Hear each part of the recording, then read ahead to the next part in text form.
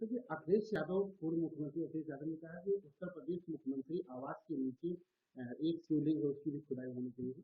उनका यह बयान उस समय आया है कि जब उत्तर प्रदेश में हाल ही में पुरातत्व सर्वेक्षण को लेकर बड़े राजनीतिक तनाव के बीच में आए हैं। कैसे देखते हैं? देखिए, वो एक वोट को अपने साधने के लिए बयान दे रहे हैं।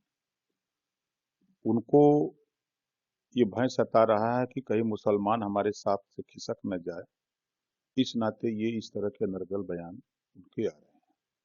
अगर ये बात उनकी जानकारी में थी तो वो जब मुख्यमंत्री थे तो उन्होंने क्यों नहीं खुदाई कराई। सवाल तो ये है। तो 5 साल लगातार थे, तो अगर शिवलिंग वहाँ है तो उसके वहाँ बैठ करके उन्होंने जो ये काम किया, वो वो चीज जो है उनको खुद सोचना चाहिए था और समझना चाहिए। उस वो उनके कहने का सिर्फ तात्पर्य ये है कि मुस्लिम मतदाता हमसे जुटा रहे, हम उनके वोट का इस्तेमाल करते रहें, उनके हक अधिकार को लूटते रहें। बस उनका मकसद यही है। 4 बार की सपा की सरकार में मुसलमान को तो सोचना चाहिए कि मोदी जी और योगी जी के राज में पहली बार आजादी के बाद 51 बच्चे मुसलमानों के आईएएस पास किए, पहली बार। और आज मुस्लिम बच्चे मेडिकल में, इंजीनियरिंग में शिक्षा की तरफ बड़ी तेजी से बढ़े हैं। और समाजवादी पार्टी के नेता को सिर्फ मुसलमान का वोट चाहिए। यहाँ तो वोट भी नहीं मांग रहे हैं और काम भी कर रहे हैं। कोई भी योजना, चाहे आयुष्मान कार्ड की योजना हो, चाहे जीरो पॉवर्टी की योजना हो, चाहे राशन की बात हो, चाहे किसान सम्मान निधि जो वितरित हो रही, सारी योजना बिना भेदभाव को सबको मिलती है। तो इनका जो ये बयान है सिर्फ एक मुस्लिम मतदाताओं को अपने साथ जोड़ने के लिए कि मुसलमान खुश रहेगा हमको वोट देता रहेगा, इसी वजह से इन्होंने बयान दिया। सूबे के उप मुख्यमंत्री के ब्रजेश पाठक ने अखिलेश यादव को बताया कि पुण्य कमाओ, पाप धो, नीति के महाकुंभ में आइए, आपका भी आमंत्रण है। आप जो है पुण्य कमाइए और पाप से निकलिए। इसको लेकर कैसे नहीं, देखते उन्होंने सही कहा है। जब हमारे विधानसभा अध्यक्ष जी ने जब भगवान राम के दर्शन के लिए अयोध्या आने के लिए विधानसभा में आमंत्रण दिया सभी 403 विधायकों को, उस समय भी समाजवादी पार्टी के लोगों ने बहिष्कार किया था, याद होगा आपको। और सारी व्यवस्था हमारे अध्यक्ष जी देने को तैयार दिए, तो जिनकी आस्था थी वो तो यहाँ आए। लेकिन समाजवादी पार्टी के नेता को लगा कि हम लोग अगर चले जाएंगे तो कहीं मुसलमान न नाराज हो जाए।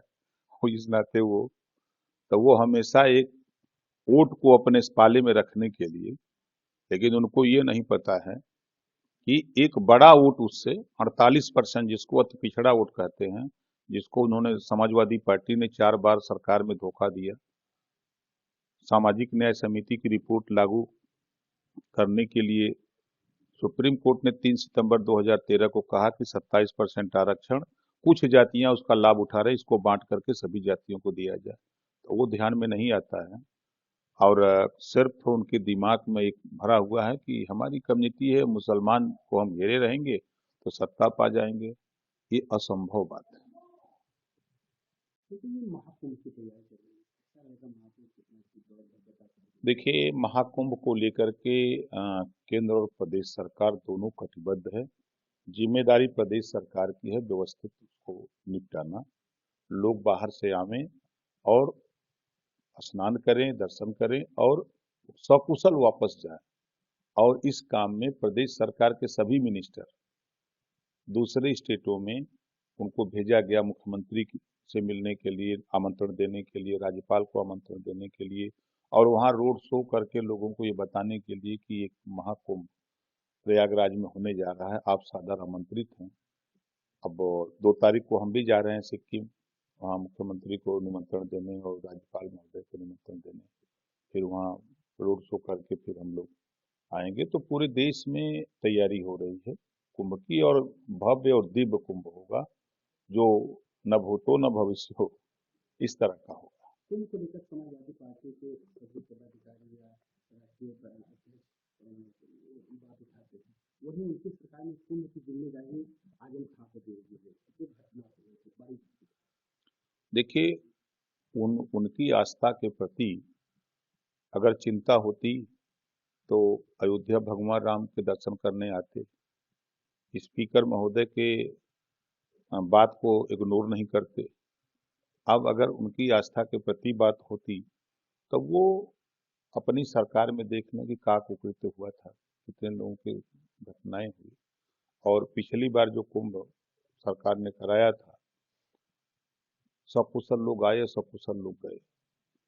तो उनकी बात से और हम लोगों के काम, हम लोग अपना काम करते हैं, अब वो सब बात करते हैं, ये अंतर है।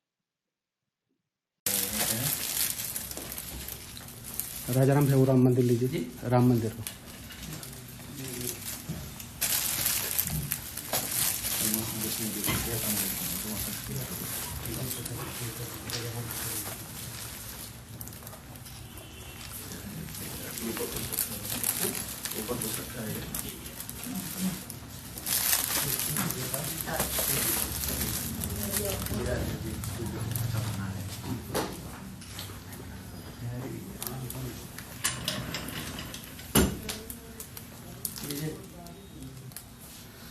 आइए।